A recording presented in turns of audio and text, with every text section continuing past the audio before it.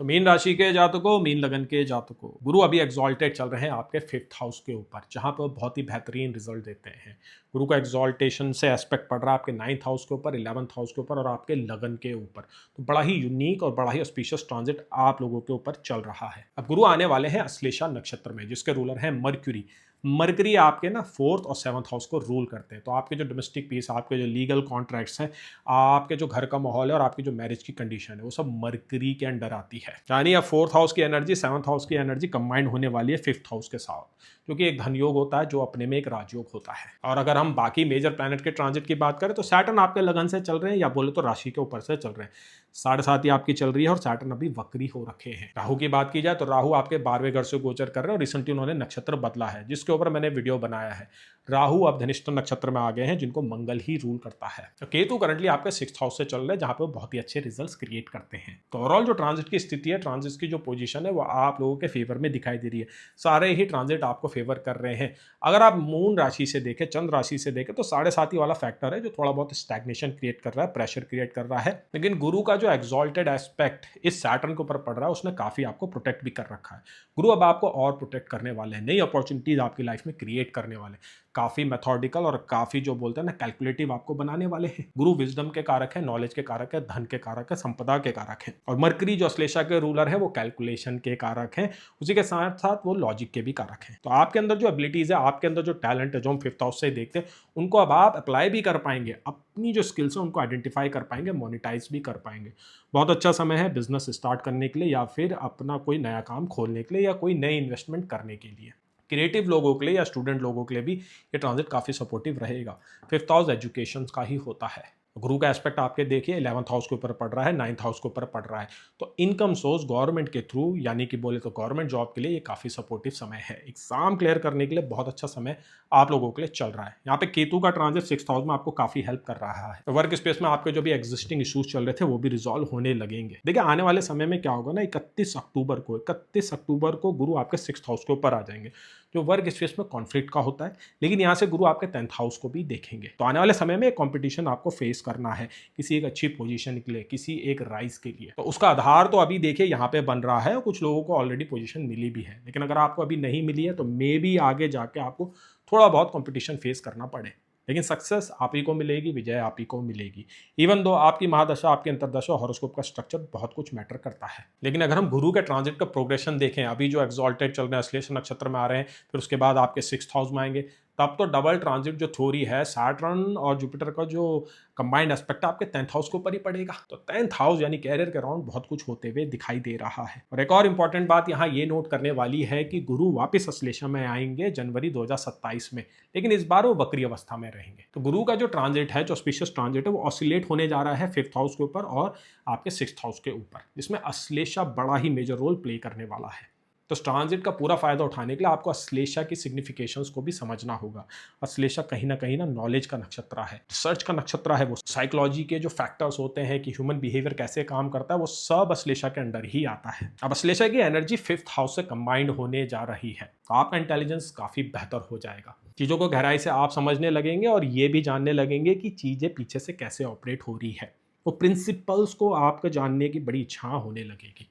और ये उन लोगों के लिए काफ़ी सपोर्टिव है जो ह्यूमन बिहेवियर के अराउंड काफ़ी कुछ स्टडी कर रहे हैं, और उन लोगों के लिए भी काफ़ी सपोर्टिव है जो लोग रिसर्च कर रहे हैं या फिर मेडिकल फील्ड में है, और उन लोगों के लिए भी काफ़ी सपोर्टिव है जो लिटरेचर की तरफ भी इंटरेस्टेड है, क्योंकि मरकरी और जुपिटर का कॉम्बिनेशन किसी भी लेवल में लिटरेचर के अराउंड बहुत अच्छी इंक्लिनेशंस देता है। राइटर्स के लिए भी बहुत अच्छा समय है, पोइट्स के लिए भी अच्छा समय, क्रिएटिव लोगों के लिए भी अच्छा समय है।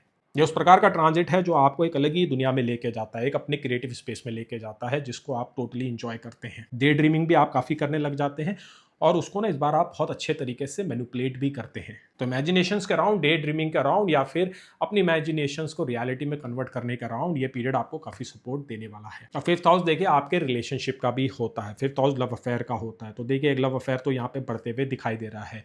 मरकरी जो अश्लेषा के रूलर है, आपके 7th हाउस और मैरिज को ही कंट्रोल करते हैं। तो ऐसा हो सकता है कि आप अपने फ्यूचर स्पाउस से इस पीरियड में मिले।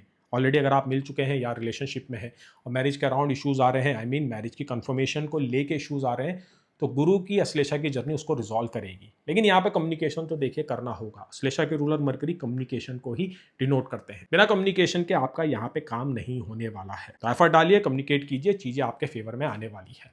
सैटर्न ऑलरेडी लगन से आपके 7th हाउस ऑफ मैरिज को देख रहे हैं, तो मैरिज की कहानी तो देखिए डेवलप हो रही है। अनमैरिड लोगों के लिए बहुत अच्छा समय है। अगर आप ऑलरेडी मैरिड हैं या मैरिज में इश्यूज चल रहे हैं, तो यहाँ पे भी गुरु के अश्लेषा की जर्नी आपको काफ़ी मदद करने वाली है चीज़ों को समझने के अराउंड, क्योंकि 5th हाउस इमोशंस का होता है। आप चीज़ों को कैसे फील करते हैं, कैसे रिएक्ट करते हैं, कैसे बिहेव करते हैं, उसमें 5th house major role play करता है। अब 5th हाउस आपके जो बोलते हैं ना चिल्ड्रन का भी होता है, तो चिल्ड्रन के अराउंड कोई जो प्लानिंग कर रहे हैं आप, उनके स्कूल को लेके, उनकी लर्निंग को लेके, उनके एजुकेशन को लेके पॉजिटिव रिजल्ट्स यहाँ पे मिलेंगे। बहुत अच्छा प्लेफुल टाइम अपने बच्चों के साथ आप स्पेंड करने वाले हैं। चाइल्ड बर्थ के अराउंड अगर आप प्लानिंग कर रहे हैं, उसमें अभी तक आपको सक्सेस अगर नहीं मिल रही थी, तो गुरु की अश्लेषा की जर्नी आपको काफ़ी मदद करेगी।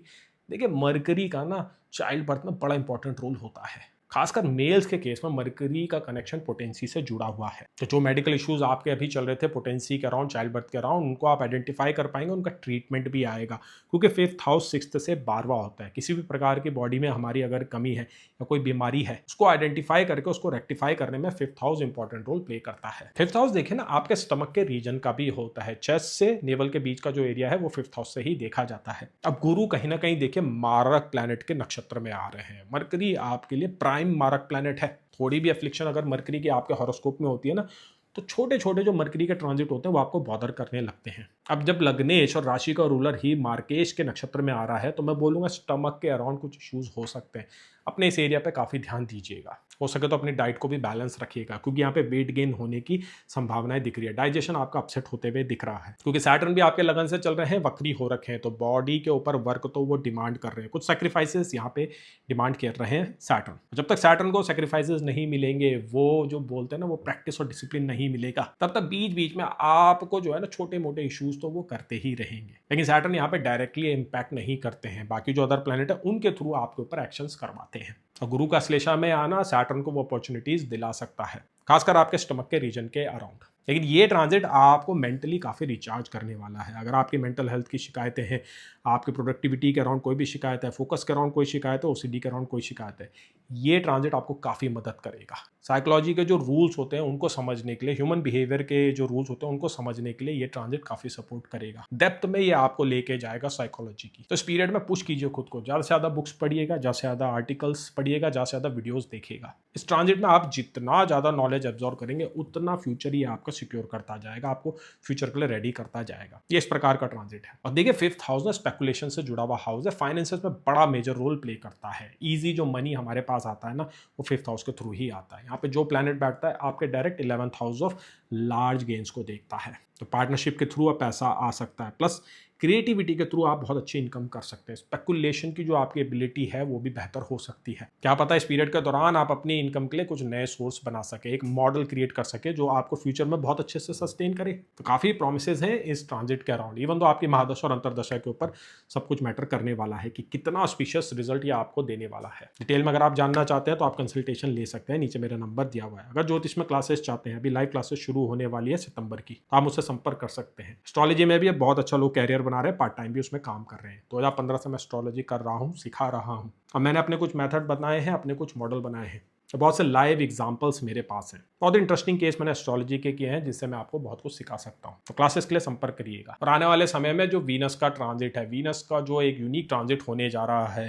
वीनस जो आपके लिए मोस्ट मैलेफिक प्लैनेट है, वो देखिए लिब्रा साइन में आने वाले हैं, और उसके बाद वक्री होकर वर्गो में आएंगे आपके मैरिज वाले हाउस में। उसके बाद अगले साल जाके यानी कि 2026 में जाके वीनस आपके लिब्रा को छोड़ेंगे। तो बहुत ही अनयूजुअल ट्रांजिट वीनस का आगे होने जा रहा है। इसके अराउंड में वीडियो अपलोड करूंगा, तो चैनल को सब्सक्राइब कीजिए, वीडियो को लाइक कीजिए, ताकि आपको समय समय पे अपडेट्स मिलते रहें अपनी राशि के लिए, अपने लगन के लिए। मैं आशा करता हूं कि गुरु की अश्लेषा की जर्नी आप लोगों को अच्छे से अच्छे रिजल्ट दे। 5th हाउस में आपके लिए वो अवेयरनेस क्रिएट करे। बहुत ही ऑस्पिशियस ट्रांजिट 5th हाउस के ऊपर होने जा रहा है, उसके बहुत अच्छे परिणाम आप लोगों को मिले। आप चाहे तो इस वीडियो के बाद आप 2 वीडियोस जरूर देख सकते हैं। राहु के धनिष्ठा नक्षत्र का गोचर जो मैंने कुछ ही दिनों पहले अपलोड किया था, और सैटर्न की रेवती की जर्नी जो अभी चल रही है और अक्टूबर की 9 तारीख तक चलती रहेगी, उसको भी आप जरूर चेकआउट कीजिएगा, क्योंकि सैटर्न आपके लगन से ट्रांजिट कर रहे हैं। तो चलिए बहुत जल्दी मिलेंगे नई सीरीज के साथ, तब तक के लिए नमस्कार।